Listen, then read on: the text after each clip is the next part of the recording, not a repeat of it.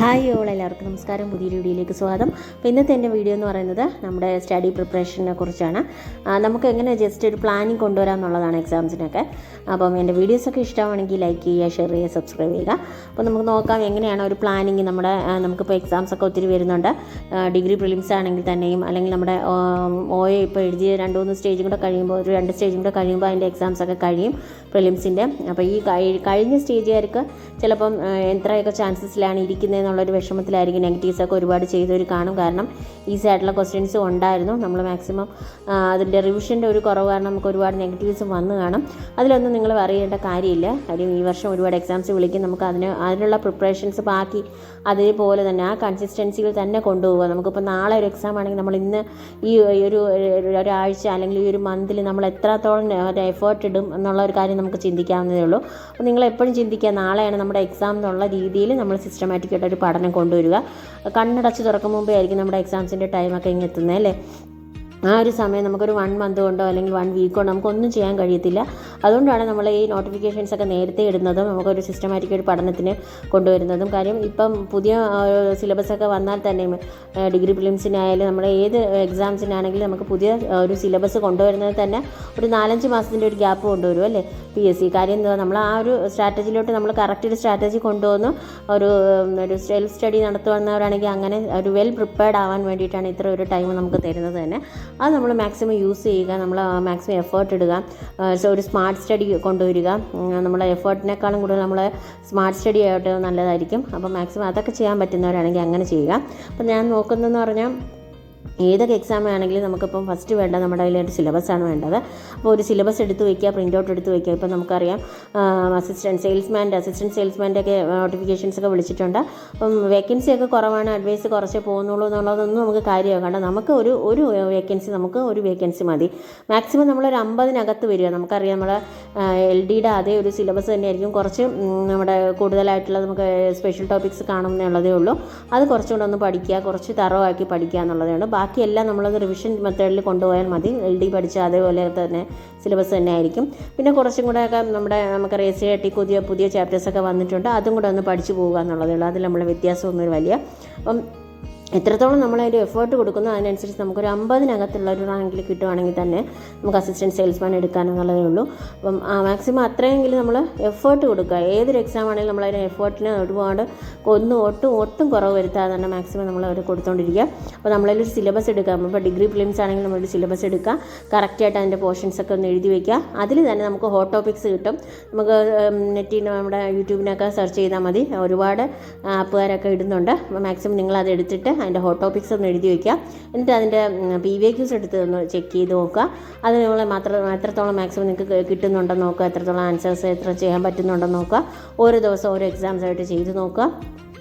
പിന്നെ ഉള്ളതാണെങ്കിൽ നമ്മൾ ഈ ഒരു ഹോട്ട് ടോപ്പിക്സ് എടുത്തിട്ട് അത് ഒരു ഇത്ര ദിവസം വെച്ച് കവർ ചെയ്ത് പോവുക എന്നുള്ളൊരു ടൈം ടേബിൾ നിങ്ങൾ ആദ്യം സെറ്റ് ചെയ്ത് വെക്കുക എന്നുള്ളതാണ്. അത് കഴിഞ്ഞിട്ട് ആ ഓർഡർ ബൈ ഓർഡർ നമ്മളിപ്പം ഒരു ദിവസം നമ്മളിപ്പം 5 ടോപ്പിക്സ് എഴുതിയിട്ടുണ്ടെങ്കിൽ 5ഉം ഒരേ ടോപ്പിക് ആവാതെ ഒരു പോർഷൻസ് തന്നെ ഒരേ ചാപ്റ്റേഴ്സ് ആവാതെ പല ചാപ്റ്റേഴ്സ് കൊടുക്കുക. ഇപ്പോൾ വലിയ ലെങ്തി ആയിട്ടുള്ള ചാപ്റ്റേഴ്സാണ് നമുക്ക് അന്നത്തെ ദിവസം 2-3 ചാപ്റ്റേഴ്സ് ഉള്ളതാണെങ്കിൽ അത് കട്ട് ചെയ്ത് വയ്ക്കുക. കട്ട് ചെയ്ത് 2 ദിവസമാക്കി അത് പഠിക്കാനെടുക്കുക കേട്ടോ. അപ്പോൾ മാക്സിമം നിങ്ങൾ എല്ലാം ബൾക്കായിട്ട് നമ്മളിപ്പോൾ വലിയൊരു ചാപ്റ്റർ ഒരു ദിവസം കൊണ്ട് പഠിച്ച് തീർത്തു എന്നുള്ളൊരു കോൺഫിഡൻസിനേക്കാളും നമുക്ക് നല്ലത് പഠിച്ചൊരു 4 പേജാണെങ്കിലും അത് വൃത്തിയായിട്ട് പഠിച്ചു എന്നുള്ളൊരു കോൺഫിഡൻസാണ് നമുക്ക് വരേണ്ടത്. എത്രത്തോളം നമ്മൾ കവർ ചെയ്തു എന്നുള്ളതല്ല, എത്രത്തോളം നമ്മൾ റിവിഷൻ കൊടുത്തു എന്നുള്ളതാണ്. മാക്സിമം നമുക്ക് എത്രത്തോളം അത് ഓർമ്മ കിട്ടും എന്നുള്ളതാണ് ഏറ്റവും വലിയ കാര്യം എന്ന് പറയുന്നത്. അതുകൊണ്ട് നിങ്ങൾ അതിൽ വിഷമിക്കേണ്ട, ഇത്ര പേജ് പഠിക്കാൻ പറ്റുള്ളൂ എന്നുള്ളതിൽ വിഷമിക്കേണ്ട. നാളെ അത് റിവിഷൻ ചെയ്യുമ്പോൾ അത് മാക്സിമം നമ്മുടെ മനസ്സിൽ തന്നെ അത് വേണം എന്നുള്ളത് മാത്രം ഉദ്ദേശിച്ച് പഠിക്കുക കേട്ടോ. അപ്പോൾ മാക്സിമം മലയാളവും ഇംഗ്ലീഷും ഡെയിലി കൊണ്ടുവരിക. ഈ ഒരു ടൈം ടേബിൾ സെറ്റ് ചെയ്യുമ്പം നിങ്ങൾ എത്രത്തോളം പോർഷൻസ് കവർ ചെയ്യാൻ പറ്റുന്നോ അത്ര എഴുതുന്നതിൻ്റെ കൂടെ തന്നെ ഇപ്പോൾ മാക്സിമം ഇംഗ്ലീഷും അതിന് ടൈം കിട്ടിയില്ലെങ്കിൽ തന്നെയും ആ ഒരു നിങ്ങൾ ടൈം ടേബിൾ സെറ്റ് ചെയ്യുമ്പോൾ അത് എഴുതിയില്ലെങ്കിൽ തന്നെയും അത് എന്തായാലും ചെയ്തിരിക്കണം എന്നുള്ളതാണ്. മാക്സിമം ഇംഗ്ലീഷും മലയാളം ഒരു 10 ക്വസ്റ്റ്യനെങ്കിലും കുറഞ്ഞത് ഡെയിലി ഒന്ന് ചെയ്ത് വയ്ക്കുക. എത്രത്തോളം നമുക്ക് കിട്ടും എന്നുള്ളത് നോക്കാമല്ലോ. അപ്പം ഒരു 10 എണ്ണമെങ്കിലും കുറഞ്ഞൊരു 10 ക്വസ്റ്റ്യനെങ്കിലും എല്ലാത്തിൽ നിന്നും ഒന്ന് ചെയ്ത് വയ്ക്കുക, മാക്സിമം ഇംഗ്ലീഷും മലയാളം. അത് മസ്റ്റാണ്. നമുക്കറിയാം നമ്മുടെ വാസ്റ്റ് ഏരിയയാണ് നമ്മുടെ GK എന്ന് പറയുന്നത്. നമ്മൾ എത്രത്തോളം പഠിച്ചിട്ടാണ് നമുക്ക് ഒരു 5 മാർക്കോ അതിൽ വീഴുന്നത് നമുക്കറിയത്തില്ല. അപ്പം ഈ മാത്സും ഇംഗ്ലീഷും മലയാളം എന്നൊക്കെ പറയുന്നത് നമ്മൾ പണ്ട് തൊട്ട് പഠിച്ചു വരുന്ന അതേ സിലബസ് തന്നെയാണ്. അതിൽ വലിയ വ്യത്യാസമൊന്നുമില്ല. കുറച്ചും കൂടെ ഒന്ന് എഫേർട്ട് കൊടുക്കണം എന്നുള്ളതേ ഉള്ളൂ. അത് നമ്മൾ ഈ ഒരു 10 ക്വസ്റ്റ്യൻ ദിവസം ചെയ്ത് വരുമ്പോൾ തന്നെ എത്ര ക്വസ്റ്റ്യൻ ആവുമെന്ന് അറിയാം. നമുക്ക് 2, 3, 4, 5 മാസം കൊണ്ട് മാക്സിമം PYQs തന്നെ ചെയ്യുക. അതിൽ തന്നെ നമുക്ക് മാർക്ക് സ്കോർ ചെയ്യാവുന്നതേ ഉള്ളൂ കേട്ടോ.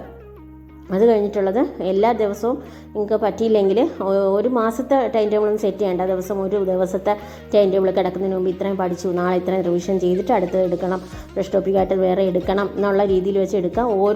ഇപ്പം 3 hours ആണ് ഒരു സബ്ജക്റ്റിന് കൊടുക്കുന്നതെങ്കിൽ അത്രയും ടൈമിൽ നിങ്ങൾ പഠിച്ചു തീർത്തിട്ട് അടുത്തത് ആ ഒരു ബന്ധമില്ലാത്ത കാര്യം ഹിസ്റ്ററി എടുക്കുകയാണെങ്കിൽ പിന്നെ നമ്മൾ ജോഗ്രഫി എടുക്കുന്നതിന് പകരം നമ്മളിപ്പം കേരള ഹിസ്റ്ററിയാണ് നമ്മൾ പഠിച്ചതെങ്കിൽ ജോഗ്രഫി എടുക്കുക. അങ്ങനെ നമ്മൾ ശരിക്കും ഒരു നല്ലൊരു വ്യത്യാസം വരുമല്ലോ സിലബസ് എടുക്കുമ്പോൾ. നമുക്കറിയാമല്ലോ ആ പഠിച്ചത് മറന്നു പോകാതിരിക്കാനുള്ള അതൊരു ടാക്കിൾ ചെയ്യാനുള്ളൊരു വിദ്യയാണത്. നമ്മൾ മാക്സിമം നല്ല വ്യത്യാസമുള്ള സബ്ജക്റ്റ് എടുത്തിട്ട് പഠിക്കുക. അന്നത്തെ ദിവസം തന്നെ ഒരു 3 സബ്ജക്റ്റ് എടുക്കുകയാണെങ്കിൽ ആ 3 വ്യത്യാസമായിട്ടുള്ള സബ്ജക്റ്റുകൾ എടുക്കുക. പിന്നെ മാത്സും ഇംഗ്ലീഷും മലയാളം ഡെയിലി കൊണ്ടുവരിക. പിന്നെ കറണ്ട് അഫേഴ്സ് അത് മസ്റ്റായിരിക്കുക. രാവിലെ എന്തായാലും കറണ്ട് അഫേഴ്സ് വായിക്കുക. ന്യൂസ് പേപ്പർ ഉള്ളവരാണെങ്കിൽ അങ്ങനെ വായിക്കുക. ജസ്റ്റ് ഒന്ന് വായിക്കുക. നിങ്ങൾക്ക് ഒരു ശീലമില്ലാത്തതാണെങ്കിൽ തന്നെയും ജസ്റ്റ് ഇന്ന് തൊട്ട് അല്ലെങ്കിൽ നാളെ മുതൽ ജനുവരി ആയിട്ട് നമ്മൾ ഇതുവരെ തുടങ്ങിയില്ല, ഇത്ര നാളെ വെച്ചിട്ടില്ല എന്നുള്ളതാണെങ്കിൽ തന്നെയും അന്നെന്നുള്ളത് നാളെ തൊട്ടാണെങ്കിൽ അങ്ങനെ എഴുതി പോവുക. പിന്നെ ജനുവരി 1 തൊട്ടുള്ള നിങ്ങളൊന്ന് വായിച്ചു കൊണ്ടുവരിക കേട്ടോ. റിവിഷൻ നിങ്ങൾ എപ്പോഴും നിങ്ങൾ പുറകിലോട്ടുള്ള റിവിഷൻ കൊടുത്തുകൊണ്ടിരിക്കുക. ജനുവരി, ഡിസംബർ അങ്ങനെ കൊടുത്തുകൊണ്ടിരിക്കുക നമ്മുടെ കറണ്ട് അഫേഴ്സിന്. അത് മാക്സിമം നമുക്ക് ഹെൽപ്ഫുൾ ആയിരിക്കും എക്സാം സമയത്ത്. അങ്ങനെ മാക്സിമം ഒരു 10 ക്വസ്റ്റ്യൻ എങ്കിലും ഞാനിപ്പം ഷോർട്സ് ഇടുന്നുണ്ട് എൻ്റെ വീഡിയോസിൽ തന്നെ. അപ്പം അത് നിങ്ങൾ കാണുക. ദിവസം ഒരു 10 ക്വസ്റ്റ്യൻ വെച്ചാണ് ഞാൻ ഇടുന്നത്. ആ 10 ക്വസ്റ്റ്യൻ ദിവസം ഒന്ന് നോക്കിയാൽ തന്നെ നമുക്ക് മാക്സിമം ക്വസ്റ്റ്യൻസ് കിട്ടും കേട്ടോ. അപ്പം ഇനിയുള്ള കുറച്ച് കാര്യങ്ങളും കൂടെ ഉണ്ട്.